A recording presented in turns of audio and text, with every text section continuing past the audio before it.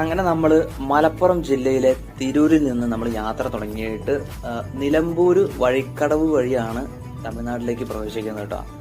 ഊട്ടിയിലേക്ക് പോകുമ്പോൾ ഗൂഡല്ലൂർ വഴിയാണ് മലപ്പുറം ജില്ല, അതുപോലെ തന്നെ കോഴിക്കോട് വയനാട് ഉള്ളവർക്ക് ഏറ്റവും എളുപ്പമായിട്ട് തോന്നിയിട്ടുള്ളത്. മറ്റേ അട്ടപ്പാടി വഴി പോവാം, അതൊരു ഒന്നുകൂടി രസകരമായിട്ടുള്ള യാത്രയായിരിക്കും. അപ്പൊ നമ്മുടെ നാടുകാണി ചുരത്തിലെത്തിയിട്ടുണ്ട്. ഇവിടെ ഒന്നും ഒരു ആന പോയിട്ട് ആന പിണ്ടി പോലും കാണാനില്ല ഗൈസ്, എന്നാണ് ഇവിടുത്തെ അവസ്ഥ. പക്ഷെ നല്ല കൂളിംഗ് ഉള്ള ഒരു പ്രത്യേക അറ്റ്മോസ്ഫിയർ.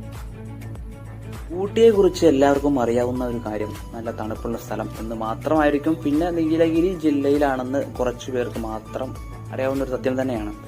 ശരിക്കും പറഞ്ഞാൽ തമിഴ്നാട് 38 സ്റ്റേറ്റുകളുണ്ട്. 38 സ്റ്റേറ്റിലെ നീലഗിരി ജില്ലയിലാണ് ഊട്ടി സ്ഥിതി ചെയ്യുന്നത്. ഊട്ടി എവിടെയെന്ന് വെച്ചാൽ പശ്ചിമ